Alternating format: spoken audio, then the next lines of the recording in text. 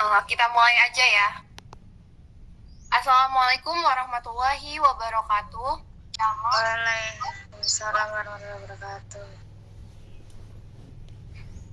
Selamat siang teman-teman semuanya. Puji syukur tidak lupa kita panjatkan atas kehadiran Tuhan Yang Maha Esa yang mana telah memberikan kita nikmat sehat jasmani dan rohani sehingga kita dapat berkumpul di Google Meet pada siang hari ini. Yang terhormat Bapak Dr. Handoko, Magister Pendidikan, dan rekan-rekan kelas 2F yang saya banggakan. Sebelumnya, saya ingin mengucapkan terima kasih kepada rekan-rekan kelas 2F yang sudah bersedia menunggu dan hadir dalam presentasi pada siang hari ini. Izinkan kami pada pertemuan kali ini, kami ingin mengajak teman-teman semua untuk mengetahui pengertian dari konsep belajar menurut teori kognitif. Sebelumnya, belajar itu merupakan proses yang sangat penting dalam kehidupan manusia. Melalui belajar, manusia dapat memperoleh pengetahuan, keterampilan, dan pengalaman baru yang berguna untuk mengembangkan diri dan menghadapi tantangan di lingkungan sekitarnya. Untuk menciptakan pembelajaran yang baik, tidak lepas dari peran pendidik yang kompeten. Dalam meningkatkan kemampuan pendidik, mereka harus memiliki dasar empiris yang kuat untuk mendukung profesi mereka sebagai pengajar, yaitu dengan teori belajar. Nah, langsung saja, pemaparan materi yang pertama, yaitu pengertian konsep belajar menurut teori kognitif, akan disampaikan oleh presentator pertama, kepada Saudari Alia Septia Faradina, dipersilakan. Baik, terima kasih atas moderator atas kesempatannya. Di sini saya akan membahas mengenai pengertian konsep belajar menurut teori kognitif. Jadi definisi kognitif itu berasal dari kata cognition yang mempunyai persamaan dengan knowing yang berarti mengetahui. Dalam teori kognitif mementingkan proses belajar daripada hasil belajar. Baharudin menerangkan teori ini lebih menaruh perhatian daripada peristiwa internal. Menurut Nugroho, belajar itu tidak sekedar melibatkan hubungan stimulus dan respons sebagaimana dalam teori behaviorisme, namun belajar dalam teori kognitivisme ini melibatkan proses berpikir yang sangat kompleks. Teori ini berpandangan bahwa belajar merupakan proses internal yang mencakup ingatan, retensi, emosi, dan aspek kejiwaan lainnya. Dalam belajar, kognitivisme mengaku pentingnya faktor individu dalam belajar tanpa meremehkan faktor eksternal atau lingkungan. Jadi, belajar merupakan interaksi antara individu dan lingkungan, dan hal ini akan terus-menerus terjadi sepanjang hayat. Artinya proses pembelajaran itu akan berlangsung sepanjang masa, tidak mengenal siapapun orangnya dan berapapun umurnya. Dalam pembelajaran teori kognitivisme ini dianjurkan untuk menggunakan media yang konkret karena anak-anak, khususnya anak SD kelas rendah, itu belum bisa berpikir secara abstrak. Media yang bisa digunakan yaitu berupa gambar, grafik, peta, video, dan lain-lain. Misalnya di sebuah kelas sedang membahas materi tentang bangun ruang, maka guru hendaknya memberikan contoh yang konkret tentang bangun ruang. Misalnya bentuk kubus itu seperti apa, balok seperti apa, bola, kerucut, dan lain-lain. Sekian materi yang dapat saya sampaikan, selanjutnya saya kembalikan ke moderator. Baik, terima kasih kepada presentator pertama. Untuk selanjutnya akan disampaikan oleh presentator kedua, yaitu Saudari Aulia Meita Yuriski Azahra, dipersilakan.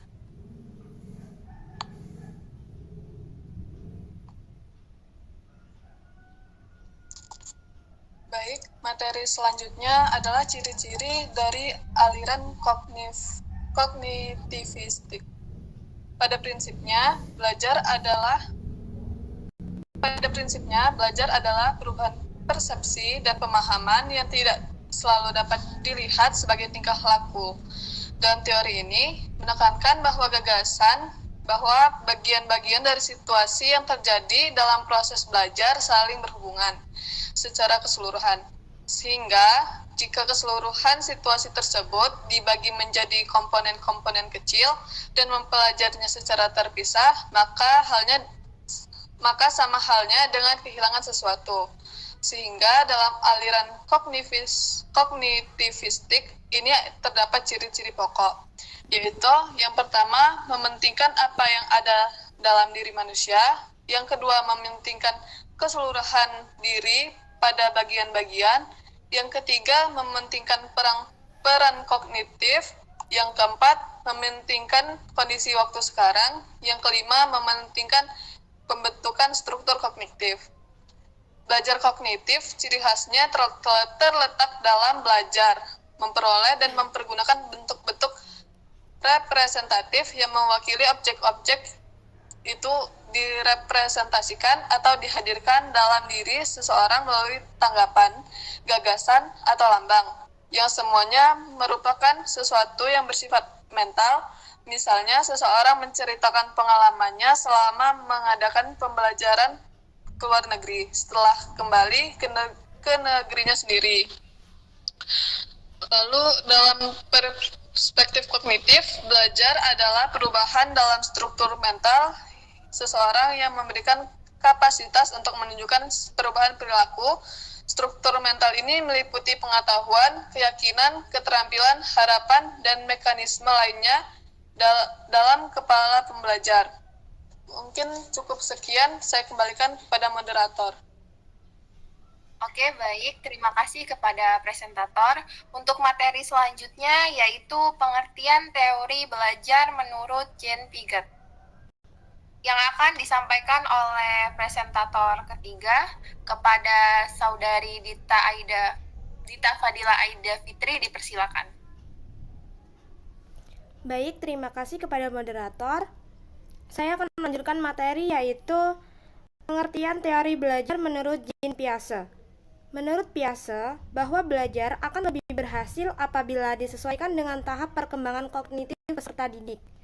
Peserta didik hendaknya diberi kesempatan untuk melakukan eksperimen dengan objek fisik yang ditunjang oleh interaksi dengan teman sebaya dan dibantu oleh pertanyaan tilikan dari guru. Menurut Piaget, perkembangan kognitif merupakan suatu proses genetik, artinya proses yang didasarkan atas mekanisme biologis dari perkembangan sistem saraf. Semakin bertambah umur seseorang, makin kompleks susunan sel sarafnya dan makin meningkat pula kemampuannya. Piaget membagi proses belajar ke dalam 3 tahapan. Yang pertama yaitu asimilasi. Proses pengintegrasian informasi baru ke struktur kognitif yang sudah ada. Contohnya, seorang siswa yang mengetahui prinsip-prinsip penjumlahan, jika gurunya memperkenalkan prinsip perkalian, maka terjadilah proses pengintegrasian antara prinsip penjumlahan dengan prinsip perkalian informasi baru yang akan dipahami anak. Yang kedua yaitu akomodasi. Proses penyesuaian antara struktur kognitif ke dalam situasi yang baru, penerapan proses perkalian dalam situasi yang lebih spesifik. Contohnya, siswa telah mengetahui prinsip perkalian dan gurunya memberikan sebuah soal perkalian. Dan yang ketiga yaitu ekuilibrasi. Proses penyesuaian yang berkesinambungan antara asimilasi dan akomodasi. Hal ini sebagai penyeimbang agar siswa dapat terus berkembang dan menambah ilmunya, tetapi sekaligus menjaga stabilitas mental dalam dirinya. Maka diperlukan proses penyeimbang. Tanpa proses ini, perkembangan kognitif seseorang akan tersendat-sendat dan berjalan tidak teratur. Cukup, saya kembalikan ke moderator. Oke, baik. Terima kasih kepada presentator. Selanjutnya dilanjutkan oleh presentator keempat kepada Saudari Cindy Novitasari, dipersilakan. Baik, terima kasih kepada moderator atas waktunya. Di sini saya akan melanjutkan materi. Proses belajar harus disesuaikan dengan tahap perkembangan kognitif yang dilalui oleh siswa yang terbagi ke dalam 4 tahap, yaitu yang pertama tahap sensori motor yang terjadi pada anak usia lahir sampai 2 tahun.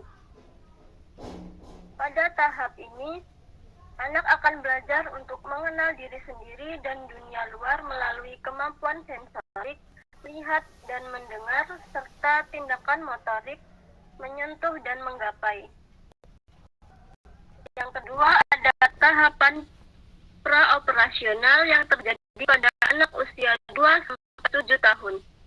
Pada tahap ini, anak akan berpikir pada tingkat simbolik tetapi belum menggunakan operasi kognitif, yang artinya anak tidak bisa menggunakan logika atau mengubah, menggabungkan atau memisahkan ide atau pikiran. Yang ketiga ada tahapan operasional konkret yang terjadi pada anak usia 7 sampai 12 atau 4 tahun. Pada tahapan ini merupakan transisi antara tahapan praoperasional dengan tahapan berpikir formal. Karena pada tahapan ini perhatian anak akan mengarah pada operasi logis yang bersifat sangat cepat. Yang terakhir ada tahapan operasional formal yang terjadi pada anak usia 14 tahun lebih. Pada tahapan ini anak akan memperoleh kemampuan untuk berpikir secara abstrak, menggunakan logika untuk menyelesaikan masalah dan belajar merencanakan sesuatu. Secara umum, semakin tinggi kognitif seseorang, maka semakin teratur dan juga semakin abstrak cara berpikirnya. Oleh karena itu, guru seharusnya memahami tahapan-tahapan perkembangan kognitif anak didiknya, serta memberikan isi, metode, media pembelajaran yang sesuai dengan tahapan-tahapan tersebut. Mungkin cukup sekian, saya kembalikan ke moderator. Oke, terima kasih kepada presentator. Materi yang terakhir yaitu materi tentang teori belajar menurut Jerome Bruner yang akan disampaikan oleh Saudari Mesa. Kepada Mesa dipersilakan.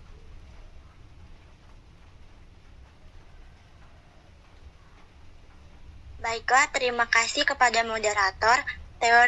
Materi yang selanjutnya adalah teori belajar menurut Jerome Bruner. Sebelumnya saya akan memberitahu siapa itu Jerome Bruner. Jerome Bruner adalah seorang psikolog dan ahli pendidikan yang dikenal karena kontribusinya dalam bidang psikologi kognitif dan pendidikan. Bruner dikenal karena teorinya tentang pembelajaran. Di antaranya adalah teori pembelajaran konstruktivis. Menurut Bruner, pembelajaran sebaiknya menciptakan situasi di mana individu dapat belajar dari diri sendiri melalui pengalaman dan eksperimen untuk menemukan pengetahuan dan kemampuan baru yang khas bagi mereka. Bruner juga mengembangkan teori perkembangan kognitif yang menekankan pentingnya lingkungan kebudayaan dan bahasa dalam pengembangan kognitif seseorang. Bruner juga memperkenalkan konsep kurikulum spiral di mana materi pelajaran yang sama dapat diberikan mulai dari sekolah dasar sampai perguruan tinggi, tetapi disesuaikan dengan tingkat perkembangan kognitif siswa. Dalam teori pembelajarannya, Bruner menekankan bahwa pembelajaran sebaiknya tidak perlu menunggu sampai individu mencapai tahap perkembangan tertentu. Namun yang penting adalah bahan pelajaran harus disusun dengan baik agar dapat diberikan kepada individu sesuai dengan tingkat perkembangannya. Bruner juga memperkenalkan konsep belajar ekspositori, di mana siswa diberikan informasi umum dan diminta untuk mencari contoh-contoh khusus dan konkret untuk memahami konsep secara lebih mendalam. Dengan pendekatan konstruktivisnya, Jerome Bruner memberikan kontribusi yang sangat signifikan dalam pengembangan teori pembelajaran yang menekankan peran aktif individu dalam membangun pengetahuan dan pemahaman mereka sendiri. Selanjutnya, 3 tahap perkembangan kognitif menurut Jerome Bruner. Beliau mengemukakan ada 3 tahap perkembangan kognitif, diantaranya yang pertama ada enaktif. Pada tahap ini melibatkan usaha atau kegiatan untuk mengenali dan memahami lingkungan melalui observasi dan pengalaman terhadap realitas. Yang kedua ada ikonik. Pada tahap ini, siswa melihat dunia melalui gambar-gambar dan visualisasi verbal yang membantu mereka memahami konsep secara lebih visual. Lalu yang terakhir ada simbolik. Tahap ini melibatkan siswa dalam pemahaman gagasan-gagasan abstrak yang dipengaruhi oleh bahasa, logika, dan penggunaan simbol. Melalui 3 tahap ini, Brunner memandang bahwa individu dapat membangun pemahaman dan pengetahuan mereka secara bertahap, mulai dari pengalaman konkret hingga pemahaman abstrak melalui penggunaan simbol dan bahasa. Tahap-tahap ini membantu dalam memahami bagaimana individu memproses informasi dan membangun pengetahuan mereka. Mungkin itu saja materi yang dapat saya sampaikan. Selanjutnya saya kembalikan ke moderator.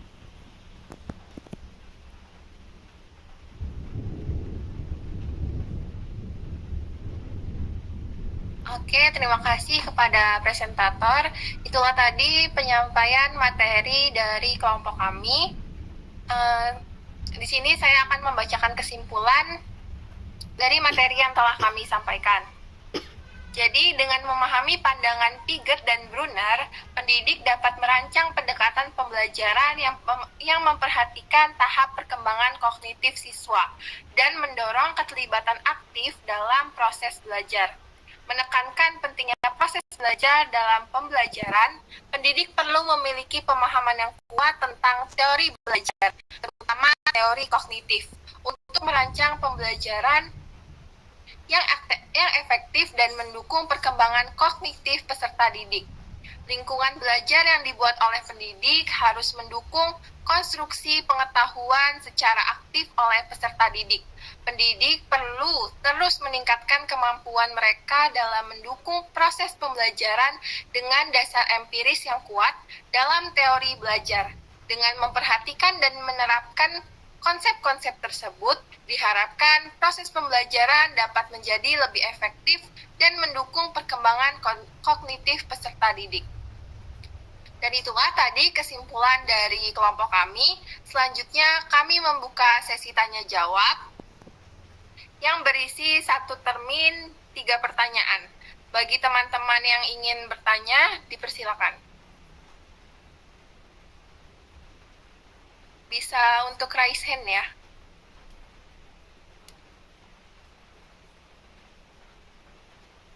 Oke, kepada Saudari Zahra Umi Hasanah dipersilakan. Baik, terima kasih kepada moderator. Sebelumnya izin memperkenalkan diri. Nama saya Zahra Umi Hasanah dengan nomor NPM 2313053173. Di sini pertanyaannya yaitu bagaimana konsep belajar dalam teori kognitif dapat memberikan pemahaman yang mendalam tentang proses mental yang terlibat dalam pembentukan pengetahuan dan pemahaman pada individu. Terima kasih. Oke, terima kasih kepada Saudari Zahra. Selanjutnya bisa dilanjutkan oleh Dava Riswandi. Dipersilakan. Baik, sebelumnya izin memperkenalkan diri. Perkenalkan, nama saya Dava Riswandi dengan NPM 2313053165. Izin bertanya, bagaimana anak mencapai keseimbangan dalam benaknya menurut teori Brunner dan mengapa hal ini penting dalam proses pembelajaran? Sekian, terima kasih. Oke, baik. Terima kasih, Dava. Selanjutnya untuk Saudari Tia Firantika, dipersilakan. Izin memperkenalkan diri, nama saya Tia Firantika dengan NPM 2353053016. Pertanyaan saya yaitu, menurut kalian bagaimana teori kognitif memandang penggunaan strategi pembelajaran yang efektif? Terima kasih. Oke, baik. Terima kasih kepada Saudari Tia. Kami di sini meminta waktunya sebentar untuk berdiskusi terkait pertanyaan yang telah teman-teman berikan. Mohon ditunggu sebentar ya. Terima kasih.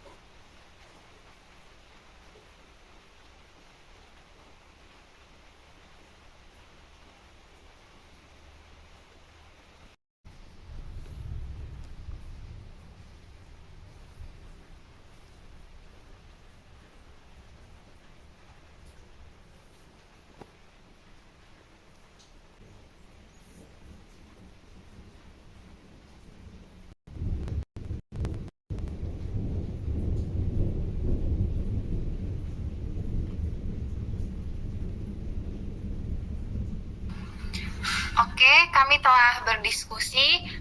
Untuk pertanyaan pertama dari Zahra Umi Hasanah akan dijawab oleh Aulia Meita Yuriski Azahra. Kepada Aulia dipersilakan.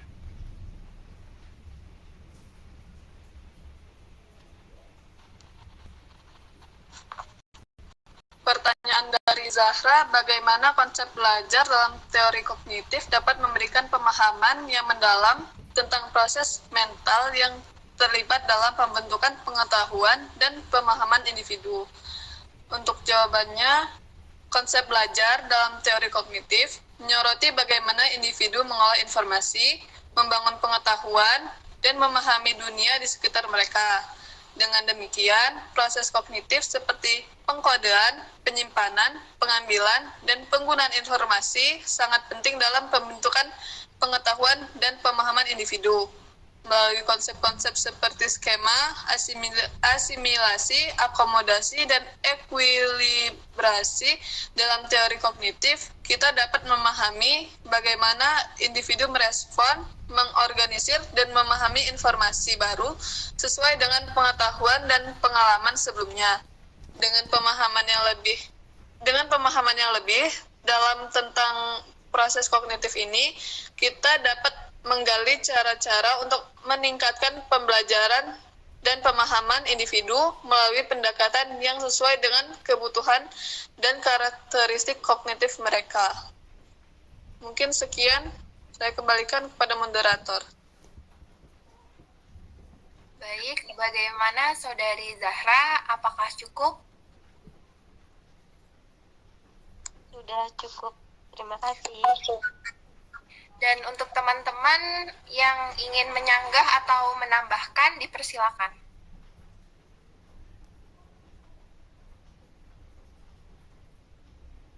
Untuk teman-teman, apakah cukup?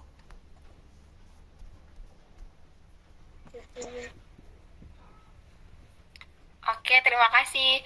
Selanjutnya pertanyaan dari Dava Riswadi akan dijawab oleh Saudari Mesa.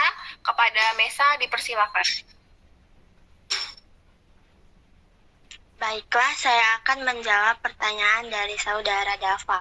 Pertanyaannya, bagaimana anak mencapai keseimbangan dalam benaknya menurut teori Brunner dan mengapa hal ini penting dalam proses pembelajaran? Jawabannya, menurut teori Brunner, anak mencapai keseimbangan kognitif melalui proses pendidikan yang disebut sebagai spiral kurikulum. Spiral kurikulum adalah pendekatan di mana materi pembelajaran disajikan kepada siswa secara bertahap, dimulai dari yang paling sederhana hingga yang paling kompleks. Anak-anak dapat mencapai keseimbangan dalam benak mereka melalui 3 tahap, yaitu enaktif, ikonik, dan simbolik. Keseimbangan kognitif penting dalam proses pembelajaran karena ini menunjukkan bahwa anak-anak telah mencapai pemahaman yang mendalam tentang konsep-konsep yang diajarkan. Dengan mencapai keseimbangan kognitif, anak-anak mampu memperluas pengetahuan mereka dan mengaitkannya dengan pengetahuan yang mereka miliki sebelumnya. Ini memungkinkan mereka untuk memahami konsep-konsep yang lebih kompleks dan mengembangkan kemampuan berpikir kritis dan kreatif. Dengan demikian, mencapai keseimbangan kognitif adalah langkah penting dalam pengembangan pemahaman yang mendalam dan kemampuan belajar yang berkelanjutan. Mungkin itu saja, saya kembalikan kepada moderator. Baik, bagaimana Saudara Dava? Apakah cukup? Baik, sudah cukup. Terima kasih. Terima kasih kembali. Dan untuk teman-teman, apakah ada yang ingin menambahkan atau menyanggah?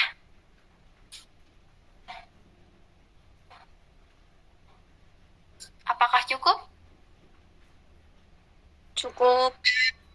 Oke, terima kasih. Selanjutnya pertanyaan dari Saudari Tia Firantika akan dijawab oleh Saudari Alia Septia Faradina. Kepada Alia dipersilakan. Baik, di sini saya akan menjawab pertanyaan dari Tia Firantika. Yang pertanyaannya, menurut kalian bagaimana teori kognitif memandang penggunaan strategi pembelajaran yang efektif?